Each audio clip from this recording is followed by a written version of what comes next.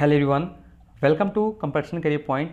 मैं आज आप लोगों के लिए जेएसएससी सीजीएल हिंदी पेपर 2 या नगरपालिका या सहायक आचार्य या महिला पर्यवेक्षिका की तैयारी कर रहे हैं। अगर आपने हिंदी पेपर 2 चूज किया है तो उसी के अंतर्गत काव्य विधि यानी सुदामा पांडे धूमिल से संबंधित 40 प्लस एमसीक्यू का आज हम लोग प्रैक्टिस करने वाले हैं। अब ऐसे ही प्रश्न आपको परीक्षा में देखने को ज़्यादा मिलेंगे।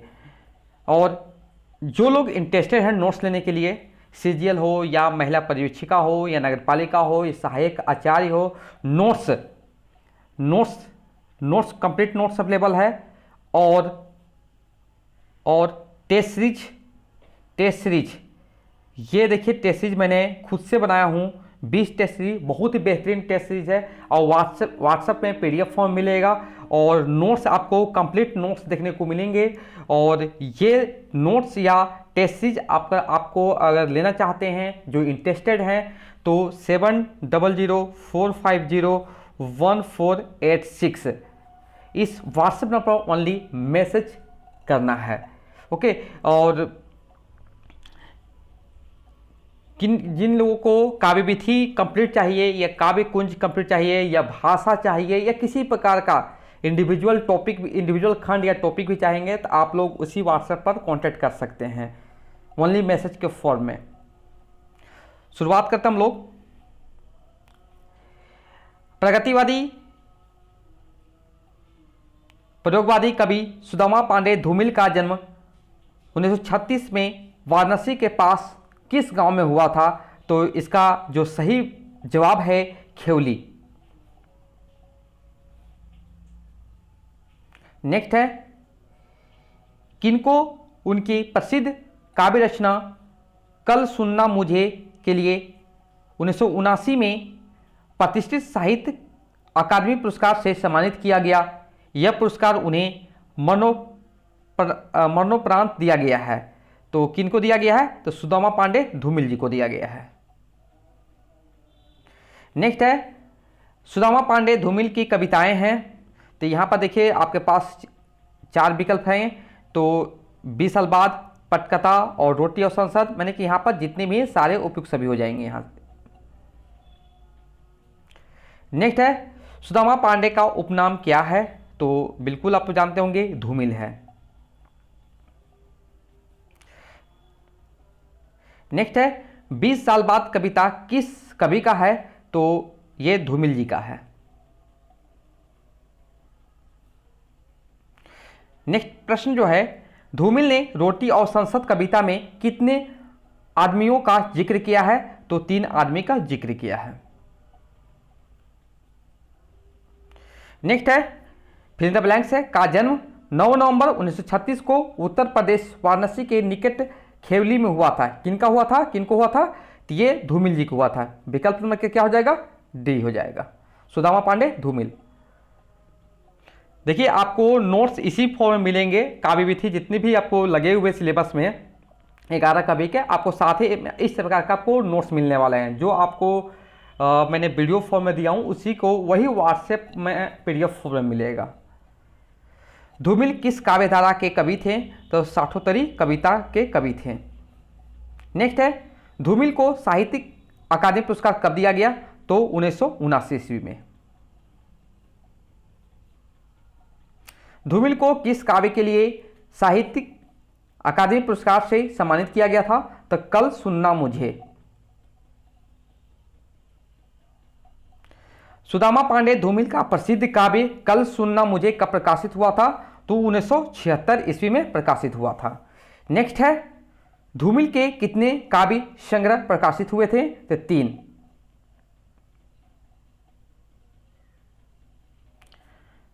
कविता शब्दों के अदालत में बेकसूर आदमी का हलफनामा है, कविता की यह परिभाषा किस विद्वान ने दी है?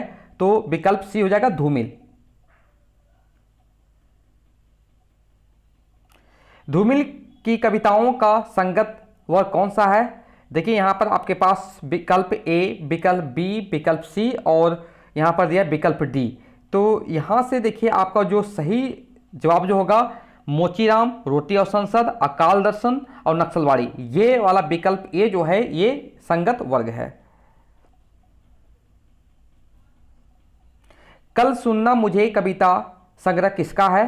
तो विकल्प डी धूमिल जी का है। सुदामा पांडे धूमिल की प्रसिद्ध काव्य कृति कौन सी है? तो विकल्प सी हो जाएगा संसद से सड़क तक। नेक्स्ट है संसद से सड़क तक का प्रकाशन वर्ष है विकल्प ए 1972 ईस्वी। धूमिल किस कविता आंदोलन से प्रमुख रूप से जुड़े हुए थे? तो विकल्प बी हो जाएगा अकविता। यहां पर भी 4 विकल्प रहेंगे, वाम कविता, अकविता, सजग कविता, उपयुक्त सभी। तो यहां से जो विकल्प होगा अकविता। धूमिल को मरणोपरांत किस काव्य संग्रह के लिए साहित्यिक अकादमी पुरस्कार दिया गया था? कल सुनना मुझे। विकल्प बी सही जवाब होगा। धूमिल के अनुसार आदमी को किसका प्रयोग संभाल कर रखना चाहिए? तो विकल्प बी भाषा। नेक्स्ट है धूमिल के अनुसार आदमी की जिंदगी को किससे नहीं मापा जाता है? तो विकल्प बी भाषा। नेक्स्ट है मोचीराम के दृष्टि में कौन नादान, नासमझ और धीमी बुद्धि वाला व्यक्ति है? तो विकल्प ए हो जाएगा पंसारी। सुदामा पांडे किस कवि का उपनाम है? तो विकल्प ए धूमिल। नेक्स्ट है धूमिल के बारे में सही कथन है। तो यहां से विकल्प ए, विकल्प बी, विकल्प सी, विकल्प डी। तो यहां पर देखिए विकल्प ए जो है बिल्कुल सही लिखा हुआ है, विकल्प बी भी आपका सही लिखा हुआ और विकल्प सी भी और विकल्प बी। यहां तो इसलिए क्या हो जाएगा, जो सही जवाब जो होगा विकल्प डी होगा, उपयुक्त सभी हो जाएंगे। एक आदमी रोटी बेलता है, एक आदमी रोटी खाता है और एक तीसरा आदमी भी है। तो धूमिल के किस काव्य की पंक्ति है? तो बहुत फेमस पंक्ति है। तो ये जो पंक्ति है रोटी और संसद की पंक्ति है।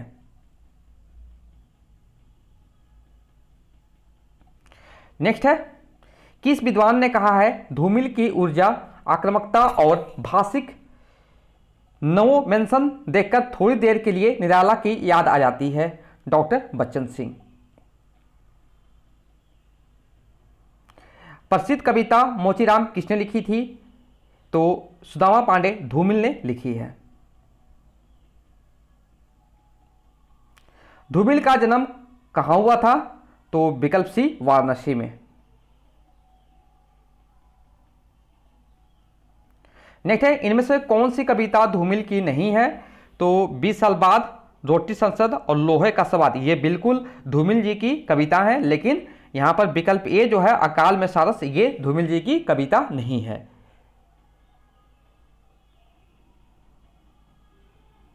नेक्स्ट है क्या आजादी सिर्फ 3 थके हुए रंगों का नाम है जिन्हें एक पहिया ढोता है?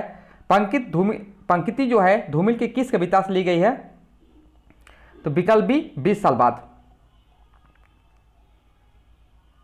नेक्स्ट है मेरी निगाह में ना कोई छोटा है ना कोई बड़ा है, मेरे लिए हर आदमी एक जोड़ी जूता है। पंक्तियां जो हैं धूमिल के किस कविता से ली गई है? तो विकल्प ए मोचीराम।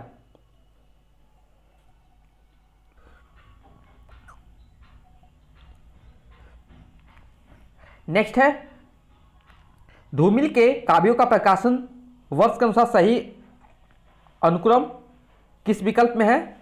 तो विकल्प बी आपका सही जवाब हो जाएगा। संसद से सड़क तक, कल सुनना मुझे, सुदामा पांडे का प्रजातंत्र।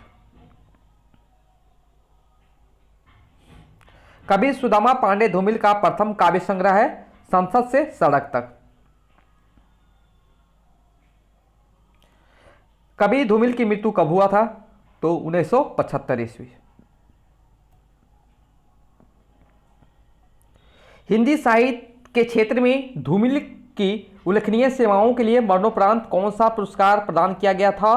तो विकल्प देखिए ए भारत भारती, विकल्प बी पद्म भूषण, साहित्य अकादमी, पद्म विभूषण। तो क्या हो जाएगा विकल्प, साहित्य अकादमी पुरस्कार हो जाएगा।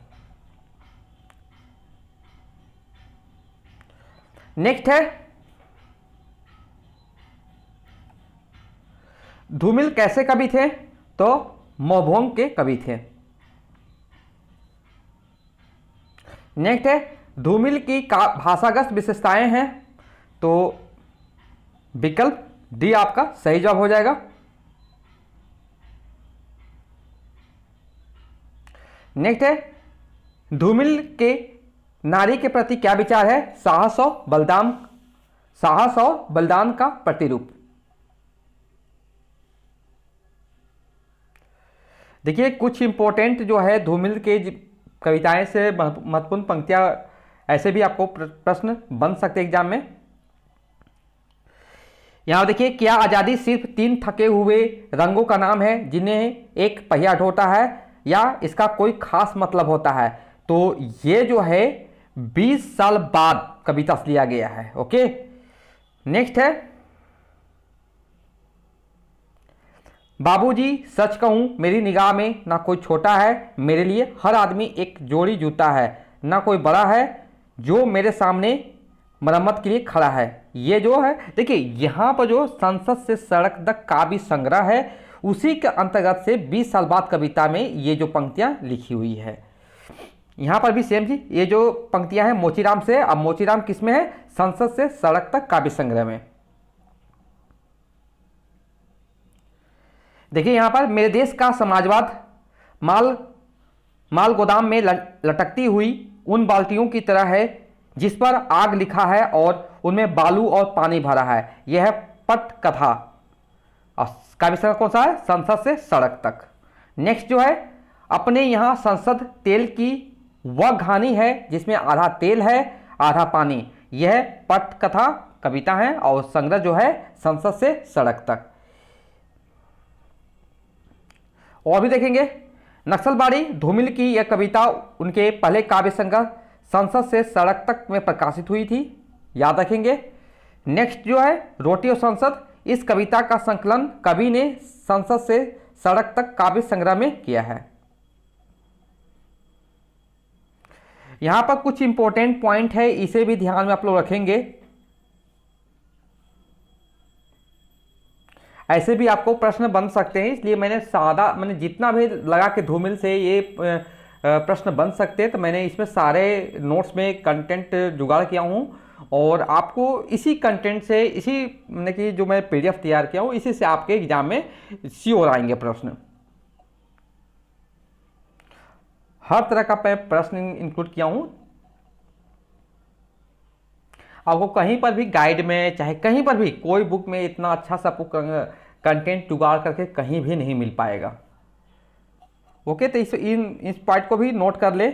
जो इंटरेस्टेड है तो PDF लीजिए, अगर जिनके पास टाइम अवेलेबल है तो वो खुद से नोट्स देख के बना सकते हैं, या उनके पास जो भी नोट्स है उसे भी पढ़ सकते हैं। ओके, टेस्ट सीरीज देखिए, मैंने 20 टेस्ट सीरीज बनाया हूं। आप लोग सभी को ये टेस्ट सीरीज देना है। मैंने कि जैसे सीजीएल हिंदी पेपर 2 हो, या नगरपालिका, या महिला पर्यवेक्षिका, या सहायक आचार्य, जो 6 से 8 वर्ग के लिए हिंदी चूज किए हैं। तो ये टेस्ट सीरीज आपको प्राइस रखा गया 200 रुपया रखा गया है, द फिक्स्ड प्राइस रखा गया है। और ये टेस्ट सीरीज कम से कम मैंने बताता हूँ कि 50 से 70% आपको क्वेश्चन जरूर से जरूर लड़ेंगे। Okay, thank you so much for watching my video.